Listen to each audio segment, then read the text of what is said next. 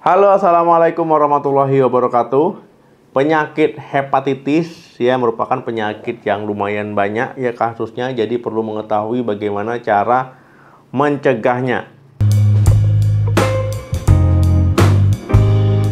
Nah teman-teman ya, ada 5 jenis penyakit hepatitis yang disebabkan oleh virus, yang mulai dari hepatitis A, hepatitis B, ya, hepatitis C, hepatitis D, dan hepatitis E ya. Nah itu adalah penyakit hepatitis karena virus. Nah kemudian ada juga ya penyakit hepatitis bukan karena virus ya, misalkan hepatitis karena alkohol ya, ataupun alkoholik. Kemudian penyakit hepatitis autoimun. Nah, kenapa perlu dicegah teman-teman ya, supaya ya ini untuk memutus ya rantai penyakit hepatitis dan diharapkan tidak ada lagi ya kasus-kasus hepatitis yang baru. Nah, jadi itu adalah cara mencegahnya ataupun tipsnya. Yang pertama itu adalah rajin cuci tangan. Nah, teman-teman ya, menjaga kebersihan diri itu penting. Ya, ini adalah kunci utama dari cara mencegah hepatitis. Terutama penyakit hepatitis ya virus ya. Hepatitis A, B, C, dan E tadi. Nah, jadi teman-teman, mencuci tangan ini terdengar sederhana, tapi banyak yang lupa. Mungkin ingat, tapi caranya yang salah. Jadi cuci tangan itu adalah pakai air mengalir dan juga sabun. Teman-teman, cuci tangan itu ya sebaiknya sebelum dan sesudah makan. Kemudian setelah dari kamar mandi ya. Nah, kemudian misalkan teman-teman habis keluar rumah, yaitu balik-balik cuci tangan juga. Nah, kemudian teman-teman ya, setelah dan juga sebelum ya mengolah bahan makanan itu perlu cuci tangan dulu ya. Cuci tangan baru kita misalkan masak. Nah, peralatan masak juga pastikan juga harus bersih. Nah, kemudian teman-teman ya, saya ingatkan sekali lagi adalah cuci tangan pakai air mengalir dan juga sabun. Yang kedua, gunakan pengaman ya saat berhubungan intim. Nah, jadi teman-teman ya, kalau bisa hindari berhubungan intim yang beresiko. Artinya bukan dengan pasangan sahnya, ya, bukan dengan istri ataupun suaminya. Kemudian jika memang bukan pasangan sahnya, ya ini dinamakan hubungan beresiko. Jadi harus pakai pengaman ya ataupun kondom. Nah, karena beberapa virus hepatitis ya dapat ditularkan melalui kontak ya, kontak cairan ya dari tubuh yang terinfeksi. Nah, jadi teman-teman makanya penting ya untuk memakai pengaman. Pentingnya lagi ya jangan berhubungan ya yang beresiko. Yang ketiga, kenali riwayat kesehatan keluarga sendiri. Nah, ini poin ini penting juga ya. Jadi harus tahu riwayat keluarga sendiri. Jangan sampai nggak tahu ya. Misalkan ada riwayat keluarga yang hepatitis ya, jadi supaya bisa lebih waspada. Nah, jadi tahu juga ya bagaimana ataupun apa yang harus dilakukan ya supaya tidak tertular. Nah, jadi teman-teman ya, dengan menerapkan gaya hidup sehat, mengenali cara penularannya, ya ini juga penting. Untuk pasangan yang baru mau menikah, ya sebaiknya dilakukan screening atau cek penyakit menular lainnya ya. Nah, hepatitis misalkan, ya HIV ya dan sebagainya. Nah, supaya bisa terdeteksi secara dini. Yang keempat, vaksin hepatitis. Nah, salah satu cara pencegahan penularan hepatitis adalah mendapatkan vaksin hepatitis. Nah, vaksin hepatitis ya itu mulai dari hepatitis A dan hepatitis B ya itu baru ada ya. Nah, kalau seandainya vaksin yang lain ya itu belum ada. Nah, jadi vaksin adalah cara pencegahan yang efektif karena gini teman-teman ya, vaksin ini akan diberikan ya pada orang yang berisiko terinfeksi.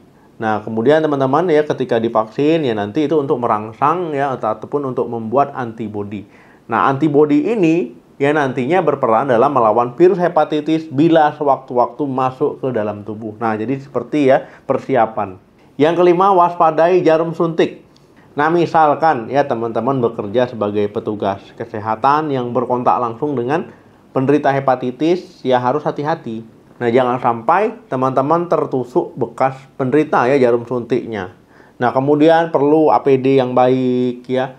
Nah, waspada juga pemakaian jarum sembarangan ya, seperti jarum pada pembuatan tato juga ya teman-teman ya. Misalkan tindik juga harus hati-hati. Pastikan ya penggunaan tersebut harus steril ya, jangan sampai tidak steril. Nah, kemudian teman-teman ya, kenapa harus steril ya? Takutnya nanti ya tiba-tiba tidak steril ya, ada virus tersebut ya akhirnya tertular.